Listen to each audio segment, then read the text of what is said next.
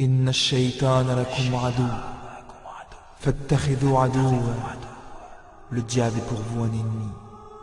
Prenez-le comme un ennemi. Qui sont les djinns? Qui est l'être appelé communément le diable? Comment se protéger contre ces êtres invisibles à l'œil nu et qui pourtant s'émisent dans le quotidien des êtres humains à travers le soufflement diabolique, la possession ou encore la sorcellerie? Et quant au djinn, nous l'avions créé auparavant d'un feu, d'une chaleur ardente. Le djinn est une créature distincte des autres créatures. Hommes, animaux, anges. Il appartient à une autre dimension du cosmos. Il a créé les djinns d'un feu sans fumée, Marij. Ibn Abbas a expliqué Marij par un feu pur.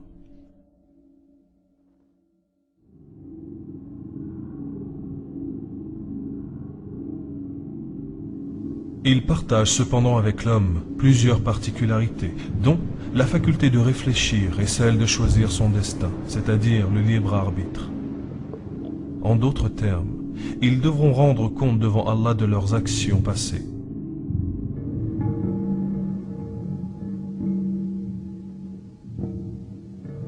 Il reste qu'il est différent de l'homme par son origine. Il a été nommé djinn parce qu'il est invisible aux yeux des hommes. Dans la langue arabe, jinn veut dire caché, invisible.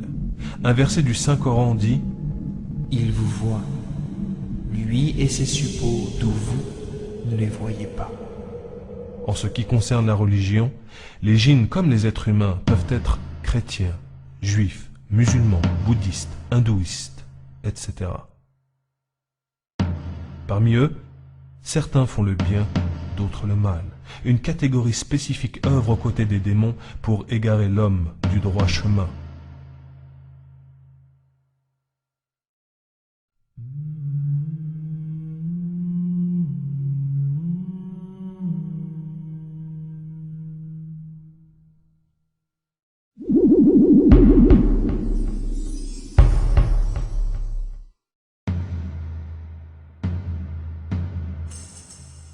On parle de plus en plus de nos jours des ovnis, des objets volants non identifiés. Il ne se passe pas une semaine dans le monde sans que des individus attestent avoir vu des ovnis dans le ciel ou se poser sur terre, ou encore avoir vu des créatures extraterrestres sortir de ces objets non identifiés. Il a été rapporté également que certaines de ces créatures ont demandé à ces gens de monter avec eux dans leur appareil. Le savant musulman Omar el-Ashqar, dans son ouvrage Le monde des djinns et des démons, a dit qu'environ 61% des Américains croient aux extraterrestres. La presse américaine rapporte qu'1,5 million d'Américains ont vu des ovnis, et un certain nombre d'entre eux ont même été capables d'entrer en contact direct avec ces créatures.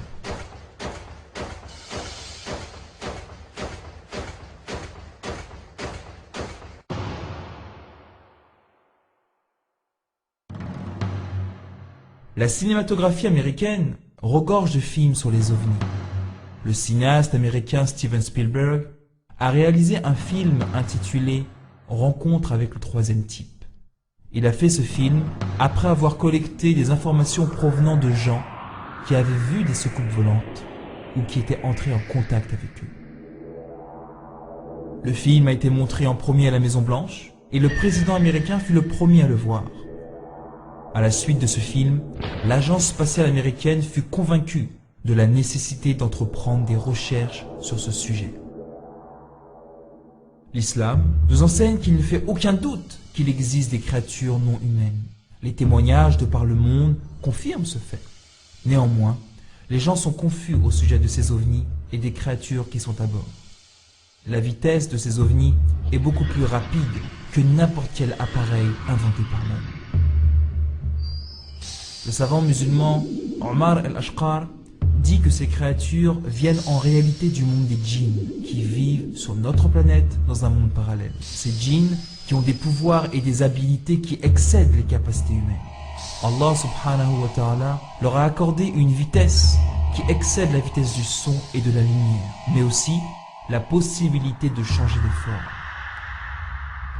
Notre ère est celle du progrès scientifique, et les djinns, dans leur course effrénée à égarer les hommes, utilisent des moyens qui vont capter l'attention des gens et les rendre curieux. En l'occurrence, dans le cas présent, en se faisant passer pour des êtres venus de l'espace.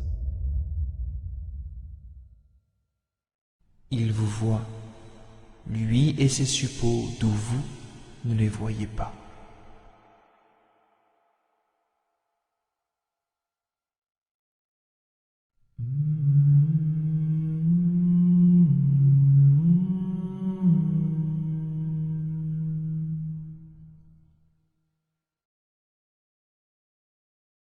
À l'origine, le démon était un djinn, un grand adorateur d'Allah, subhanahu wa ta'ala. Certains commentateurs du Coran estiment que Satan, avant qu'il ne désobéisse à Allah, était appelé Azazil. Il était un djinn qui vivait parmi les anges. Le jour où il a désobéi à Allah, il fut transformé en un être hideux, devenant ainsi le premier démon. Satan, qu'Allah le maudisse, déteste les fils d'Adam, contrairement aux djinns qui peuvent être des serviteurs pieux. Satan et ses troupes démoniaques travaillent chaque jour pour égarer le fils d'Adam du sentier de l'adoration d'Allah. Il utilise toute son énergie pour parvenir à ses fins. Sa mission est de nous faire plonger en enfer pour l'éternité. Sa haine envers les êtres humains est incommensurable. Il n'obtient pour cela ni salaire et pourtant son stratagème est minutieusement appliqué par ses soldats.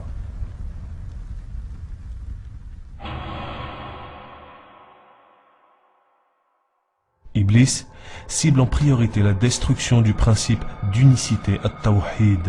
Il essaye de faire glisser l'homme dans le plus grand péché, celui qui consiste à associer à Allah une autre divinité. Le shirk, la grande association, la petite association et enfin l'association cachée. Il exploite toutes les faiblesses de l'homme en sondant l'âme pour voir ce qu'elle désire et aime. Et par cette porte, il enflamme les envies, les passions, en envoyant ses soldats d'entre les djinns et les hommes.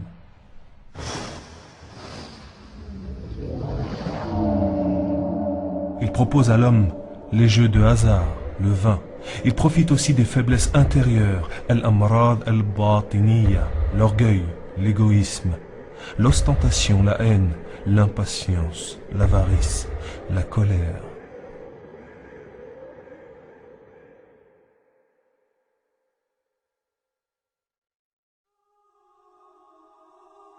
Les djinns et les démons peuvent coopérer ensemble pour égarer ou pour affecter l'être humain.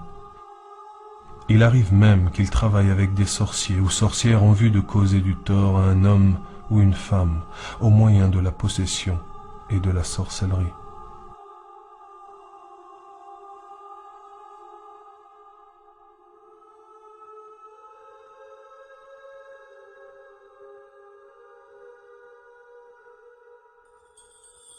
أعوذ بالله السميع العليم من الشيطان الرجيم بسم الله الرحمن الرحيم إن ربي على صراط المستقيم أعوذ بالله مما استعاذ به موسى وعيسى وإبراهيم الموفق من شر ما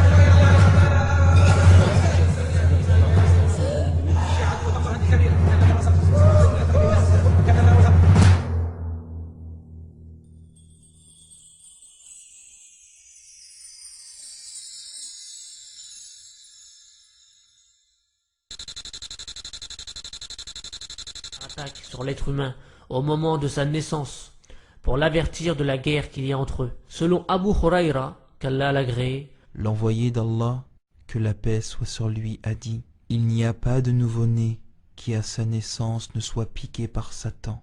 Il pousse son premier cri suite à cette piqûre, Narsa, à l'exception de Jésus et de sa mère Marie.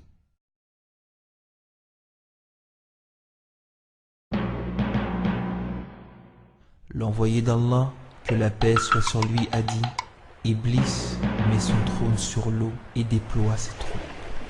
Dans un autre hadith, il dit: quand le matin se lève, Iblis déploie ses soldats partout sur la terre. Il leur dit, celui qui égare un musulman, je lui ferai porter la couronne. L'un d'eux dit, je n'ai quitté un tel qu'après avoir répudié son épouse. Il risque de se marier, réplique Iblis. Je n'ai cessé de tenter un tel qu'après qu'il ait commis leur fornication, dit un autre. Ah toi, dit Iblis. Je n'ai cessé de le tenter jusqu'à ce qu'il ait bu du vin, dit un troisième. Ah toi, dit Iblis. Je n'ai cessé de le tenter jusqu'à ce qu'il ait commis un meurtre, dit un quatrième. Ah, c'est toi, c'est vraiment toi qui mérites la couronne, dit Iblis. Le champ de bataille des démons. Le marché. Salman, qu'Allah l'agréé, a dit: essaie de ne pas être le premier à entrer dans le marché, ni le dernier à en sortir. Il est le champ de bataille du démon, et c'est dans ce lieu qu'il dresse son drapeau. L'imam An-Nawawi, qu'Allah lui fasse miséricorde, a dit: il a comparé le marché au champ de bataille du démon en raison de la multitude des infractions à la religion qui s'y commettent, telles que la supercherie, la tromperie, les faux serments, les contrats non valides, la fraude dans la pesée de la balance. Il y a dressé son drapeau, car le marché est son camp et celui de ses soldats.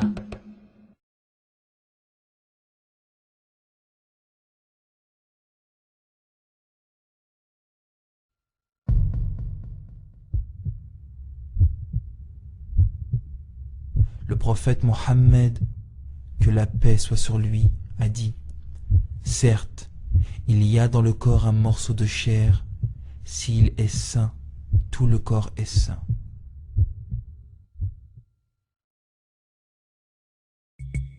Ibn al-Qayyim, un de nos pieux ancêtres, qu'Allah lui fasse miséricorde, a dit: le cœur est pour les organes ce que le roi est pour ses soldats. Ils agissent selon ses ordres. Il les utilise dans ce qu'il veut. Ils lui sont asservis et soumis. De lui, ils acquièrent la rectitude ou l'égarement. Ils se conforment à lui dans sa résolution ou dans son irrésolution. Iblis convoite donc le cœur de l'homme. Il tente de l'envahir par le wes-wes, le soufflement maléfique. Il ne cesse ce soufflement que lorsqu'il est parvenu à faire tomber l'homme dans le péché. D'ailleurs, l'origine de tout péché et de tout malheur est le wes-wes du diable.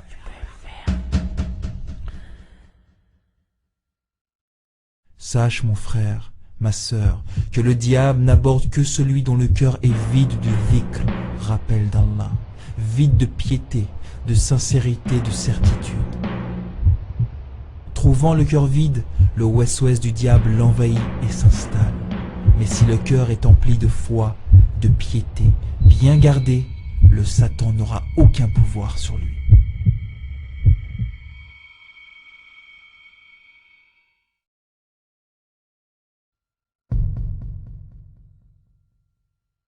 Iblis est un tentateur par nature.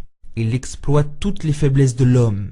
Il se sert de ses soldats parmi les djinns et les hommes en leur disant ce qu'ils doivent souffler à l'homme afin d'attiser en lui ce qu'il désire. Parmi les tentations qu'il propose à l'homme, les spiritueux et les jeux de hasard, Allah dit à ce sujet: ô les croyants, le vin, le jeu de hasard, les pierres dressées, les flèches de divination ne sont qu'une abomination, l'œuvre du diable. Écartez-vous-en afin que vous réussissiez. Le diable ne veut que jeter parmi vous à travers le vin et le jeu de hasard l'inimitié et la haine, et vous détourner d'invoquer Allah et de la prière. Allez-vous donc y mettre fin?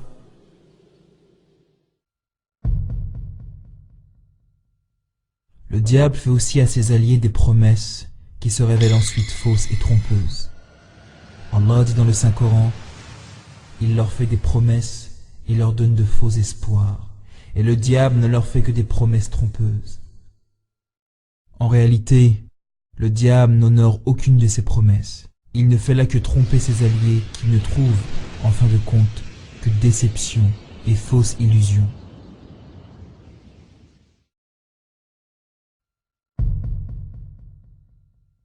La magie est l'une des formes les plus fréquentes par lesquelles le diable transmet son influence et exerce son pouvoir.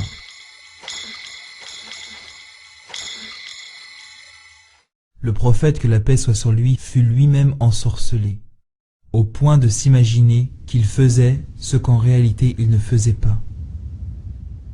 Pour cela, on avait mis un charme, sihr, dans son peigne, dans un flocon de laine, puis on avait caché le tout dans un puits de Varwan.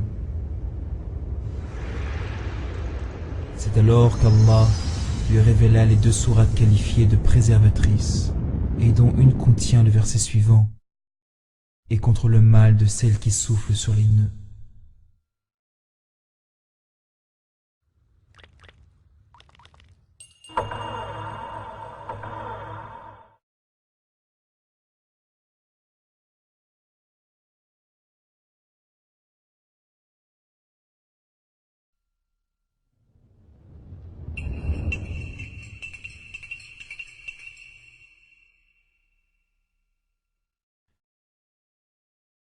Le djinn est un vent et le corps de l'homme présente des orifices par où il peut passer.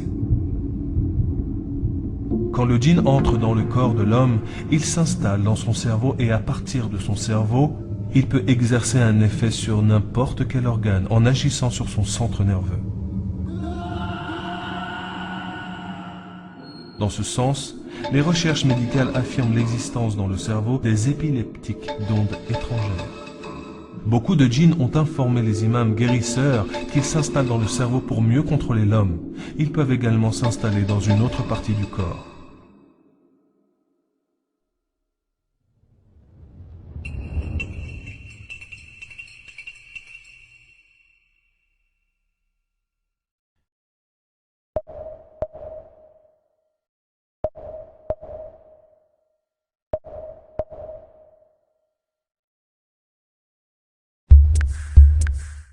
L'homme ou la femme trouve une difficulté de s'endormir qu'après une longue période de relâchement. Un sommeil agité, la personne a du mal à s'endormir. Et elle est victime de ce que l'on appelle kabous. C'est un genre de rêve dans lequel la personne voit une chose menaçante l'assaillir, mais quand elle veut crier au secours, elle se trouve dans l'incapacité de le faire. La personne fait fréquemment des rêves cauchemardesques. La personne voit en rêve des animaux tels que le chat, le chien, le chameau, le serpent, le lion, le renard, la souris. Très souvent, elle voit ces animaux la mordre ou l'attaquer. Pendant le sommeil, la personne claque des dents. La personne rit, pleure ou crie pendant le sommeil. La personne bâille pendant son sommeil. Le phénomène de somnambulisme. Le fait de se voir pendant le sommeil faire une chute d'un endroit élevé. Se voir pendant le sommeil dans un cimetière ou une décharge d'ordures ou un lieu de retrait.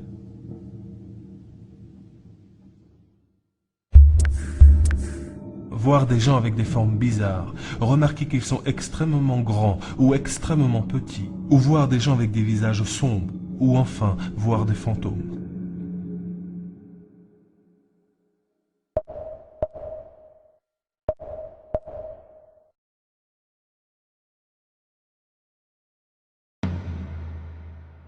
La personne a une douleur chronique dans le corps, une douleur qui n'est pas due à une ophtalmie, ou une otite, ou une rhinite, ou une maladie des dents, ou une pharyngite, ou une gastrite.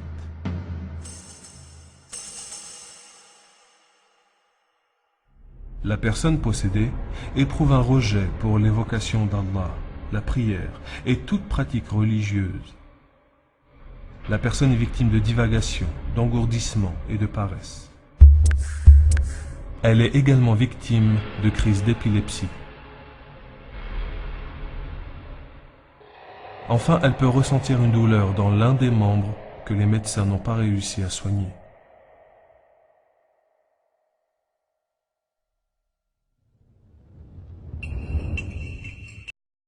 Les personnes possédées par le démon. Dans un passage de l'évangile selon Matthieu, il est dit « Alors, on lui amena un possédé aveugle et muet. Il le guérit de telle sorte que le muet se mit à parler et à voir. » La tradition chrétienne, surtout au Moyen-Âge, fut caractérisée par toute une panoplie de noms de démons, de messes noires et de séances d'exorcisme. On parlait même de pactes avec Satan, par lesquels les sorciers vendaient leur âme à l'esprit du mal en échange de pouvoirs occultes. C'est ce qui a été dit du mystérieux Nostradamus, qui défraya la chronique au Moyen-Âge. Les pouvoirs magiques qui lui sont attribués ne peuvent être que l'œuvre du diable, disent les contemporains. Aujourd'hui, la civilisation occidentale moderne, après l'intermède matérialiste, semble revenir à sa croyance aux esprits et aux entités extra-humaines, qu'elle niait hier seulement. Nombreux sont en effet les savants modernes qui commencent à s'intéresser à l'existence des créatures extra-humaines. Parmi eux, le docteur Bender de l'université de Fribourg en Brugau, qui a étudié un phénomène de poltergeist à Mulhouse, avec des bonds de température à 27 degrés, alors que le chauffage était en panne. Des explosions inexplicables, des odeurs nauséabondes, projections d'olives venues de nulle part, des paillassons se heurtant et des guitares jouant toutes seules. Il repart sur le terrain à Weiden, en Bavière, avec un poltergeist d'un type tout à fait nouveau. D'habitude, le poltergeist est taquin, parfois agressif et toujours fauteur de troubles. Ici, fait sans précédent dans les annales, le poltergeist fait de l'ordre, range la bibliothèque, plie le linge, etc. Auparavant, le célèbre physicien anglais William Crookes avait déclaré devant 200 chambres de la Société royale britannique, dont il venait de prendre la présidence, ce qui suit. Je ne crois pas qu'il y ait dans mon palmarès scientifique de recherches aussi importantes que les recherches psychiques que j'ai effectuées depuis 30 ans et dont j'ai publié les résultats, à savoir qu'il existe au-delà du monde sensible des puissances extra-humaines.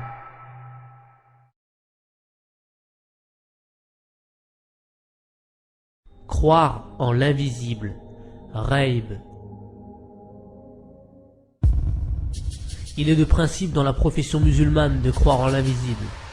Bien plus, c'est une qualité par laquelle Dieu béni et élevé soit-il a décrit les gens pieux dans son livre en disant Alif Lam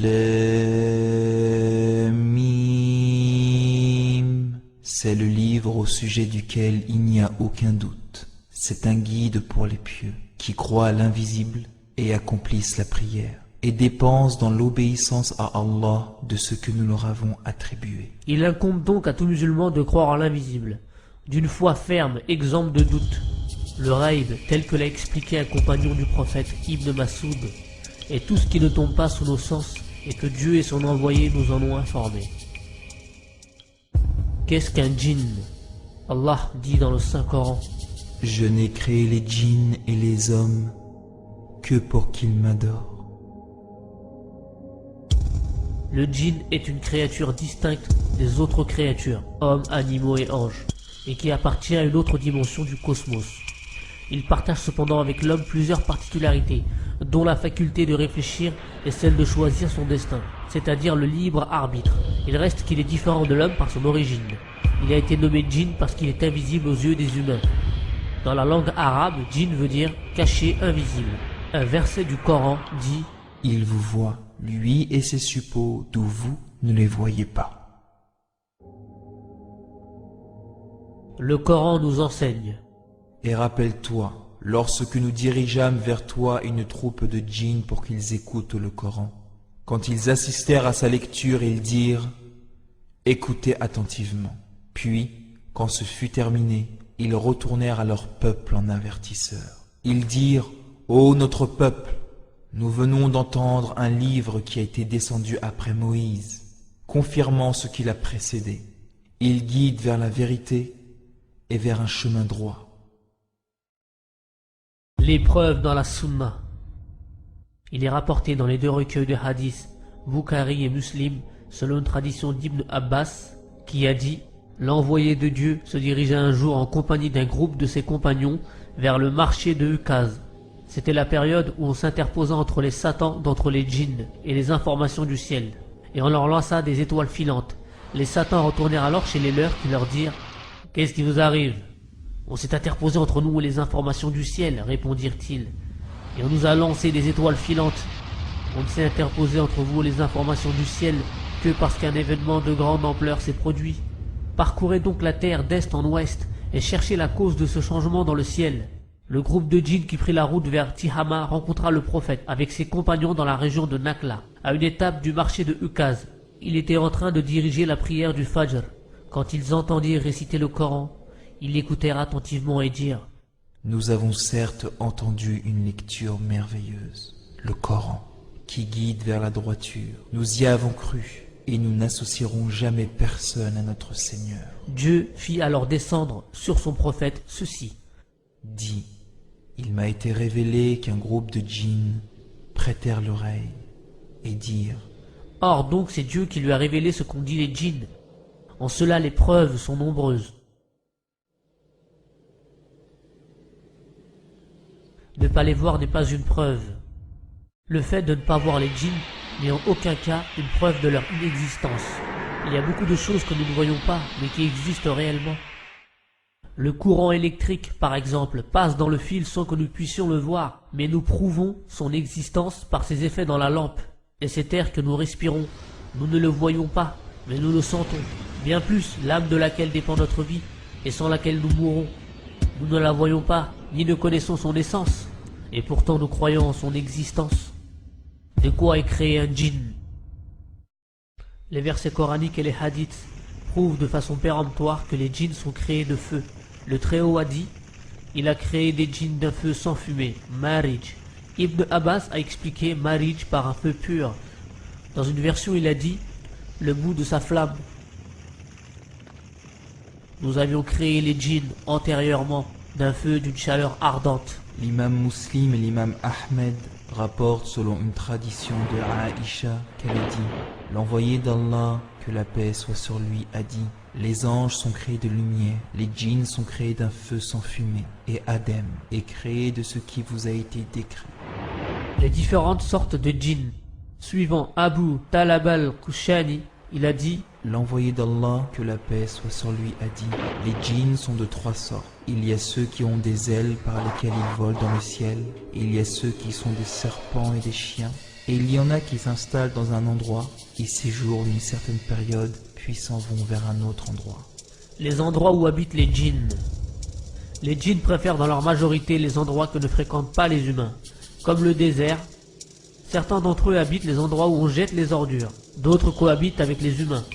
C'est pour cela que l'envoyé de Dieu avait l'habitude de partir loin dans le désert pour les appeler à Dieu, leur réciter le Coran et leur apprendre tout ce qui concerne la religion. Les djinns habitent également dans les endroits où on se retire pour faire nos besoins naturels. Il a été rapporté selon Zayd ibn Akram: l'envoyé d'Allah, que la paix soit sur lui, a dit: ces lieux de retrait sont habités.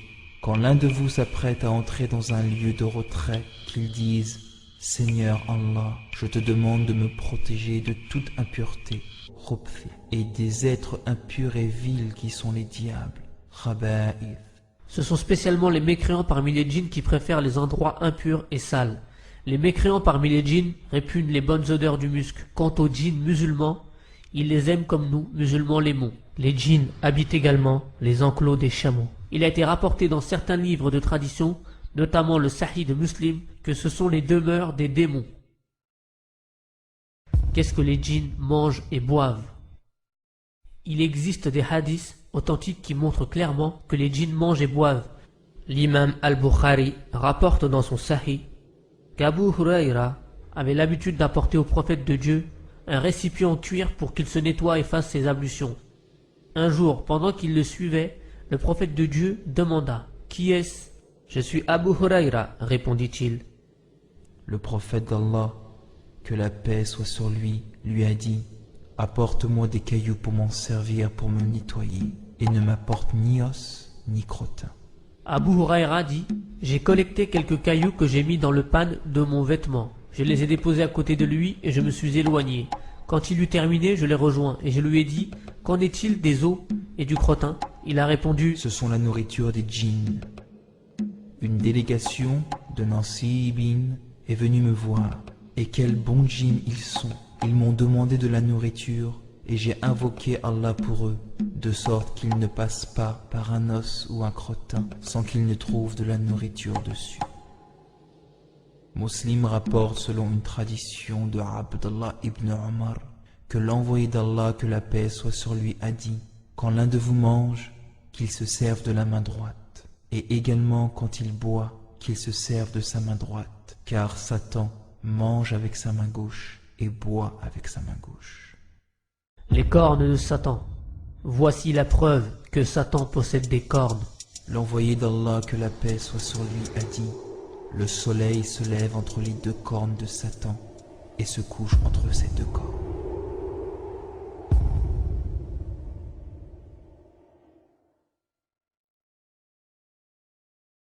La rivalité entre Satan et l'homme. La relation entre le diable et l'homme remonte à l'aube de la création. Lorsqu'Allah créa Adam, il ordonna aux anges de se prosterner par reconnaissance devant cette nouvelle créature, créée à partir d'argile. Tous les anges se prosternèrent, à l'exception d'Iblis, un djinn qui vivait parmi les anges, qui se gonfla d'orgueil devant l'ordre de son Seigneur. Allah lui dit alors: Ô Iblis, qui t'a empêché de te prosterner devant ce que j'ai créé de mes mains? T'enfles-tu d'orgueil ou te considères-tu parmi les hauts placés?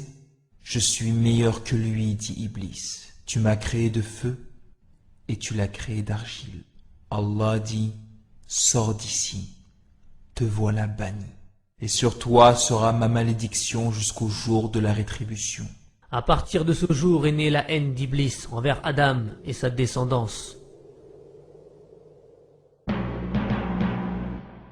Seigneur, dit Iblis, donne-moi un délai jusqu'au jour où ils seront ressuscités. Allah dit: tu es de ceux à qui un délai est accordé, jusqu'au jour de l'instant bien connu. Par ta puissance, dit Satan, je les égarerai assurément tous, sauf tes serviteurs élus parmi eux. Saïd Qutb, qu'Allah lui fasse miséricorde, auteur du tafsir du Coran, à l'ombre du Coran, a dit: il a demandé le délai jusqu'au jour de la résurrection, non pas pour regretter le péché qu'il a commis en présence du Créateur sublime, ni pour se repentir envers Allah, revenir à lui et expier son énorme péché, mais pour se venger d'Adam et de sa descendance, pour leur faire payer la malédiction d'Allah sur lui et son expulsion, car il a lié cette malédiction à Adam au lieu de la lier à sa désobéissance à Allah.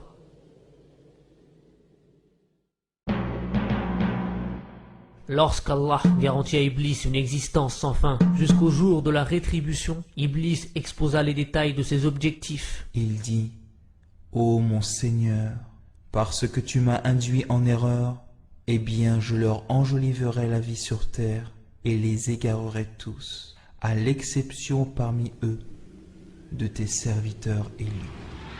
Saïd Qutb, qu'Allah lui fasse miséricorde, a dit: ainsi Iblis a fixé l'endroit où aura lieu la guerre, la terre, et il montre l'arme qu'il utilisera contre l'homme, montre le mal comme étant un bien en l'enjolivant, séduisant les gens par sa parure artificielle jusqu'à commettre le mal. L'homme et la femme doivent donc se protéger contre cette arme redoutable qu'utilise Iblis, en adorant Allah avec amour et sincérité. Comme Iblis l'a avoué lui-même, il n'a aucune emprise sur les serviteurs dévoués d'Allah.